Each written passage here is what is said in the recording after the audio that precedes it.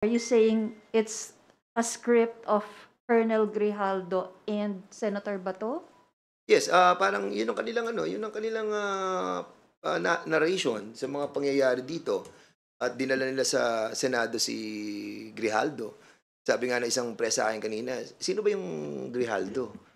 Sabi ko, "Yan yung kaibigan ni, Garma na isinama niya dun sa meeting namin na kung saan, nabago na yung narration ni ano, ni Colonel Garma nang dumating si Colonel Grijaldo." And that I think we have to investigate why si Colonel Grijaldo na dumating sa meeting namin with Chairman Ace Barbers, hindi na niya na-reveal yung katotohanan. And then, yun na nga, doon na nag-boils down yun, imbisigahan na namin si Chairman Garma, si GM Garma. Opo. Sir, sabi po ninyo, the Quadcom will not take this sitting down. May legal action po ba kayong binabalak? And kung meron po, sino po yung kakasuhan nyo and ano pong kaso? So we haven't talked about it yet, no? But ako, sa akin, kami ni Chair, actually ngayon lang kami nagkita ni Chairman Abante. But of course, parang hindi naman tama kung we will take this sitting down, no? We need to ferret out the deeper reason why this happened, that somebody will take his oath doon sa Senado and telling lies against the Quadcom. Hindi naman ako lamang ang tinira dito, but the whole of the committee. And it is incumbent upon the leadership of the Quadcom and the House as well to take action on this. Because I think he is under preventive suspension. If I'm not mistaken, because involved siya dun sa pagkamatay ni Barayuga, he is under preventive suspension. Kung he is under preventive suspension, somehow you can relate that he's doing this because yun na nga, trying to get even with us. So, sana wag sa ganun. Wag sa ganun pamamaraan. We are all, well, I believe that we are in the democratic way of our government and okay lang yan. Basta harapin na lang namin yan kung ano mangyayari. And we will talk about it. Opo. Sir, babasahin ko lang po yung patanong ng office, although this was already mentioned kanina by Kong Abante. Ano ang mga gagawin sa mga pinagsasabi ni former President Duterte? Ano ang pwedeng ikaso? Makakatulong ba ito sa ICC? And I will add my own question. Kasi, di ba, dati nag-turn over kayo sa OSG ng documents for civil proceedings. May gagawin din po ba kayong ganong action in relation naman po sa criminal cases na connected po doon sa testimony ni President Duterte sa Senate? Well, nabanggit ko na, binanggit ko yung Republic Act number 9551, no? Na entitled noon, the Philippine Act on Crimes Against International Humanitarian Law, Genocide, and other crimes against humanity. Hindi kami magdidemanda eh. I mean, sa amin po, sa Quadcom sinabi namin pa ulit-ulit we just want justice to be done. Bilang chairman ng Committee on Human Rights, we just want justice to be done.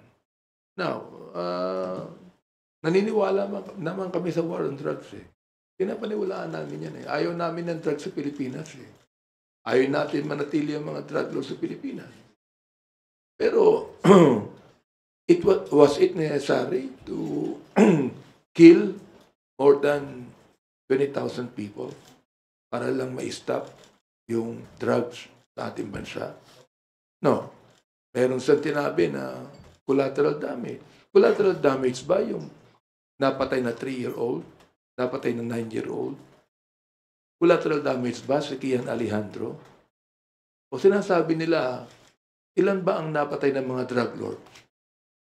Ilan ba? Sa data na kinuha namin sa Philippine National Police, wala pang 100 Ilan ang napatay ng mga drug pushers? Drug pushers na mga talagang mahihirap. More than 7,000. Ilan ba ang napatay ng mga drug users na dapat hindi patayin? Dapat rehabilitate. 440 people. Ngayon, yung ba collateral damage ba yun? Yung ba yung sinasabi ni Senator Bato na shit happens? Yung ba shit happens lang ba yun?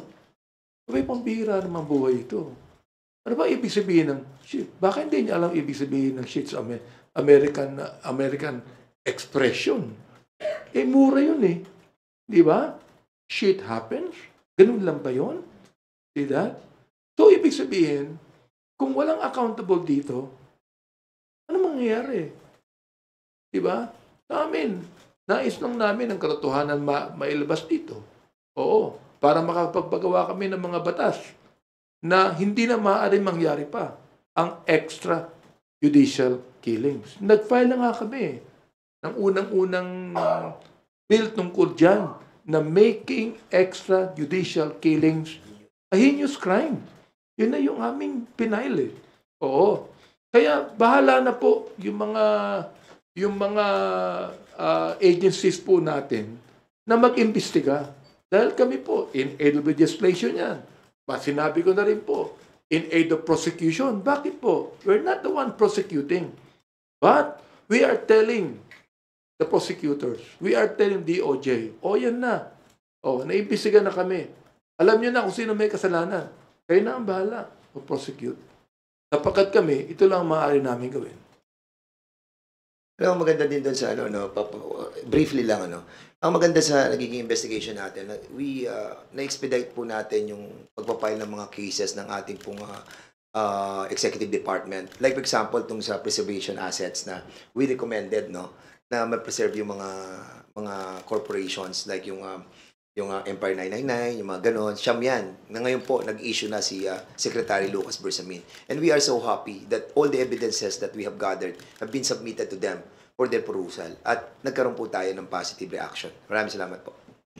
Sir, dun sa issue ng criminal cases, gagawin niyo rin yun? Magta-turn over din kayo ng documents? Oh yes, pag hiniling po ng DOJ that we could turn over the documents, we will do it. Anyway, sinabi ko na rin naman na DOJ is always watching the Quadcom. At talagang public naman lahat ng mga dokumentong ito. So, they could be able to get that. Dahil kami naman, we cannot even prosecute. So, talagang in aid of legislation lamang kami. So, commendatory lang kami. Para sabihin namin sa DOJ, ito lahat ng mga documents, kayo na bahala rito. What are you gonna do about this? Isa maganda nangyari doon, nagkaroon na para sa liaison officer dito. And lahat ng ginagawa namin directly, immediately are being taken action. Kaya lahat na expedite. Ito talaga ang katotohanan. Ito, para sa malaman po ng taong bayan. Willful killings to affected thousands of civilians. Ang sabi nga po ng ICC, ang estimate ng napatay from 12,000 to 30,000 deaths between July 2016 and March 2019 alone. Sabihin na natin na maraming napatay ng mga drug pushers. Sabihin na natin. Kaya sabi ko kanina, ilan ba napatay na drug lords? Ilan ba napatay na drug lords? Okay. Si Kerwin Espinosa, na sinasabi po ng PIDEA na drug lord, nakakawala pa ngayon eh. Okay. Nakakapagtaka. Yung former administration, lahat na-dismiss ang kaso ni Kevin Espinosa Ang tanong ko, bakit? Sinabi ng PIDEA hanggang ngayon, nasa drug list pa ang pangalan ni Kerwin bilang drug lord. Ba't pa siya nakakawala?